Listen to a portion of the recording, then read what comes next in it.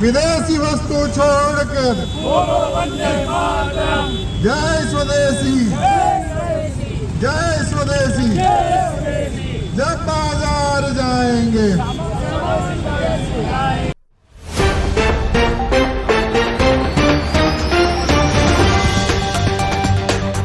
દિવસ હતો 12મી ઓગસ્ટ 1942 જ્યારે ગાંધીજીએ ભારત છોડો ચળવળ શરૂ કરી હતી અને આજે દિવસ છે 12 ઓગસ્ટ 2025। આજે આરએસએસ એટલે કે રાષ્ટ્રીય સ્વયંસેવક સંઘના એક આયામ દ્વારા એક પહેલ કરવામાં આવી છે કે વિદેશી વસ્તુઓનો ત્યાગ કરી અને સ્વદેશી અપનાવો, જેથી ભારતમાં જે એમ્પ્લોયમેન્ટ છે તે વધે। આ બાબતે આપણે સીધા જ કાનજીભાઈ સાથે વાત કરીશું, તે આપણી સાથે ઉપસ્થિત છે, તેમની સાથે આ મુદ્દા વિશે વિગતે વાત કરીશું। જી કાનજીભાઈ, તમે જણાવશો કે આ આખો મુદ્દો શું છે? પહેલાં તો મુદ્દો એવો છે કે આપણે જે સ્વદેશી ચળવળ 1942માં શરૂ કરી હતી, એ જ પ્રશ્ન આજે પણ ઊભો છે। આપણે વિદેશના મોહમાંથી મુક્ત થયા જ નથી। આજના યુવાનો અને કેટલાક લોકો જે વિદેશથી અંજાઈ ગયા છે। આપણે જે કહેવાય કે ચીન અને ભારત 1980 સુધી આપણી જીડીપી સરખી હતી, તો ચીનની જીડીપી આજે આપણા કરતાં 4 ગણી છે। આપણે જીડીપી 4 ટ્રિલિયન આજુબાજુ છે, ચીનની જીડીપી આજે 18 ટ્રિલિયન છે। તો એવું તો શું કર્યું આપણે આઝાદી પછી પણ કે જેથી કરીને આપણા જે યુવાનોના સપના છે એ તરફ આપણે જોયું જ નથી।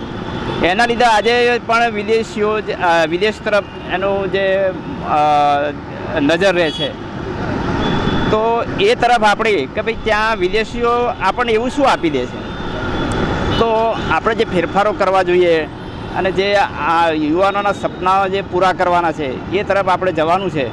તો એ સ્વદેશી કોઈ પણ આપણું જે ઉત્પાદન છે બધું આપણે ભારતમાં ઉત્પાદન થાય, જે બહાર થઈ રહ્યું છે એની જગ્યાએ ભારતમાં એ ઉત્પાદિત થાય બધી વસ્તુ। પ્રશ્ન છે કોઈ પણ રીતે દબાણમાં લાવી, અને યુએસની પહેલેથી આવી રણનીતિ છે કે જ્યારે પણ જે સરકારો છે એને કોઈ પણ રીતે ઝુકાવી અને પોતાના તરફી નિર્ણયો કરે।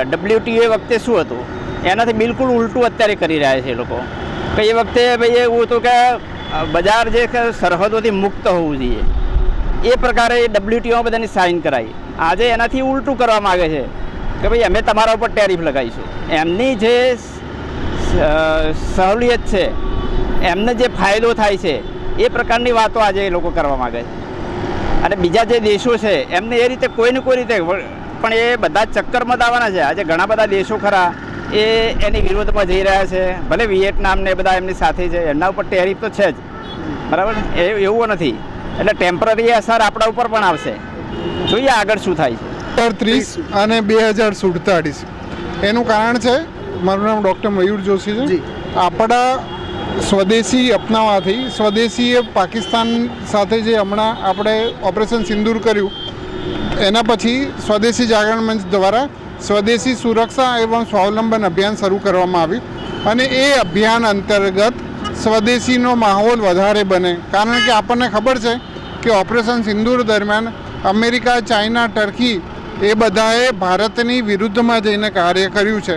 એટલે ભારતનો પૈસો ભારતમાં જ રહે, નવા ઉદ્યોગો અને વેપારીઓને વધુ સારું આર્થિક ઉપાર્જન થાય, એ સંદર્ભમાં રાખીને ઓપરેશન સિંદૂર બાદ જ સ્વદેશી સુરક્ષા અને સ્વાવલંબન અભિયાન અંતર્ગત સ્વદેશી જાગરણ મંચ દ્વારા આ વસ્તુનો વિરોધ કરવામાં, આપણા અને સ્વદેશી મૂવમેન્ટને આગળ વધારવા માટે કાર્ય કરવામાં શરૂ કરવામાં આવ્યું।